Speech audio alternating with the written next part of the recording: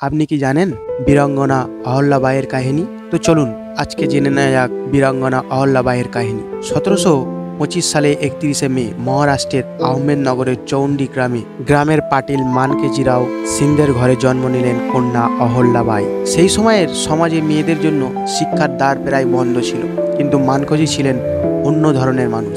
তিনি বুঝতেন বুদ্ধি আর হৃদয় উভয়কে সমানভাবে শানিত করতে হয়। তাই গ্রামের লোকের বিস্ময়ের মধ্যে দিয়েই অহল্যাকে পড়তে ও লিখতে শেখানো শুরু হলো। শৈশব থেকেই অহল্যার স্বভাব ছিল অন্যরকম। মন্দিরে সেবা, ধর্মপাঠ, শৃঙ্খলা এগুলো তার কাছে ছিল খেলনার মতো সহজ, কিন্তু অন্তরে তিনি ছিলেন তীক্ষ্ণ বুদ্ধি আর দৃঢ় চিত্ত। একদিন মারাঠার পেশোয়া বালাজি বাজি রায়ের সেনাপতি ও মালওয়া অঞ্চলের শাসক মল্লার রাও হোলকার পুনে যাওয়ার পথে চৌন্ডিতে বিশ্রাম নিতে থামলেন। গ্রামের মন্দিরে তার চোখে পড়ল 8 বছরের এক কিশোরী, যার চোখে ভক্তির দীপ্তি আর মুখে শান্ত হাসি।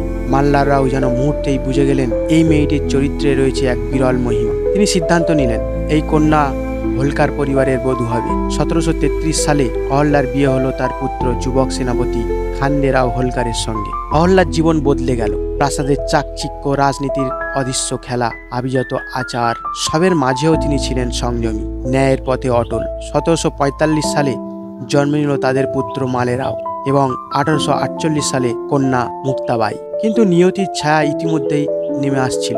মালেরাও মানসিক অসুস্থতায় ভুগতে লাগলো। এরই মধ্যে ভরতপুরের জাট মহারাজা সূর্যমল মুঘল সম্রাটদের বিরুদ্ধে যুদ্ধেই নেমেছে। 1854 সালে মুঘল বাহিনীর মীর ইমাতুল মুলক মারাঠাদের কাছে সাহায্য চাইলেন। মাল্লা রাও হোলকারের সেনাপতি খান্দের রাওকে নিয়ে কুমহের দুর্গ অবরোধ জানালেন। যুদ্ধ চলছিল ভোর থেকে। কামান গর্জন, ধুলোয় ঢেকে যাওয়া আকাশ আর যুদ্ধের তপ্ত রোদ, চারদিকে যেন মৃত্যু আর সাহসের অদৃশ্য সীমানায় দাঁড়িয়ে। খান্দে রাও এক খোলা পালকিতে বসে সৈন্যদের মনোবল বাড়াচ্ছিলেন। ঠিক সেই সময় এক বজ্র নির্ঘোষ শত্রুপক্ষের কামানের গোলা ছিঁড়ে দিল বাতাস। মুহূর্তেই খান্দের রাওয়ের দেহ বিচ্ছিন্ন হয়ে গেল। অহল্যার কাছে খবর পৌঁছলো সন্ধ্যার অন্ধকারে। চোখে ভেঙে পড়া বিধবার জন্য তৎকালীন সমাজের একমাত্র পথ ছিল সতী হওয়া। কিন্তু শ্বশুর মাল্লার রাও তাকে কঠোরভাবে থামিয়ে দিলেন।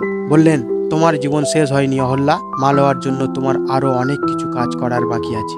1766 সালে মাল্লার রাওয়ের মৃত্যু হয়। রাজ্যের দায়িত্ব গেল মালে রাওয়ের হাতে। কিন্তু ভাগ্য যেন অহল্যার বিরুদ্ধে ষড়যন্ত্রে লিপ্ত। কয়েক মাসের মধ্যে অসুস্থতায় মালে রাওয়ের মৃত্যু হলো। এইবার আর কোনো লড়াই রইল না। অহল্যা নিজেই হলেন ইন্দোর ও মালওয়ার শাসক হয়ে অহল্যা জানতেন তার রাজ্য চারপাশ থেকে আক্রমণকারীদের দ্বারা ঘেরা। পিণ্ডারীরা লুটপাট চালাচ্ছে। রাজ্যের সীমান্তে যুদ্ধের হুমকি। এরপর তিনি ব্যক্তিগতভাবে সেনাবাহিনীকে নেতৃত্ব দিলেন।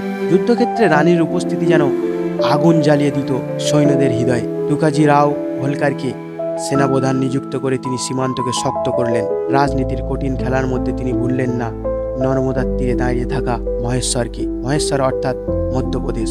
রাজধানী সরিয়ে নিয়ে এসে তিনি গড়ে তুললেন মহেশ্বরকে শুধু প্রশাসনিক কেন্দ্র নয়, সংস্কৃতি এবং ধর্মের এক পীঠস্থান হিসাবে। সারা ভারতে তিনি নির্মাণ করেছেন শত শত মন্দির, পাঠশালা, তীর্থযাত্রীদের জন্য বিশ্রামাগার। কাশী, গয়া, দ্বারকা তার দানশীলতার চিহ্ন আজও ছড়িয়ে আছে। 13ই আগস্ট 1795 সালে নর্মদার তীরে দাঁড়িয়ে থাকা মহেশ্বরের প্রাসাদে শেষ নিঃশ্বাস নিলেন মহারানী অহল্যাবাই হোলকার। কিন্তু মৃত্যুর পরেও তিনি থেকে গেলেন এক কিংবদন্তি, এক নারী যিনি ছিলেন মা, বিধবা, শাসক, সেনাপতি ইত্যাদি একই সঙ্গে। তোমাদের কাছে একটা রিকোয়েস্ট রইল, এই স্বাধীনতার মাসে প্রত্যেক দিন একটা করে বিপ্লবীর কাহিনী পড়ুন। তাদের আত্মবলিদান, তাদের দেশাত্মবোধ তোমার মধ্যে গুরুত্বপূর্ণ এক দেশভক্তি জাগিয়ে তুলবে। আসুন গোটা আগস্ট মাস ধরে আমরা স্বাধীনতা দিবস উদযাপন করি আর একসঙ্গে বলি জয় হিন্দ, বন্দে মাতারাম, ভারত মাতা কি জয়। তো বন্ধুরা, আজকের এইটুকু। আবার দেখা হচ্ছে নতুন কোনো ভিডিওর মাধ্যমে। তো আপনারা ভালো থাকবেন, সুস্থ থাকবেন, স্বাস্থ্য থাকবেন।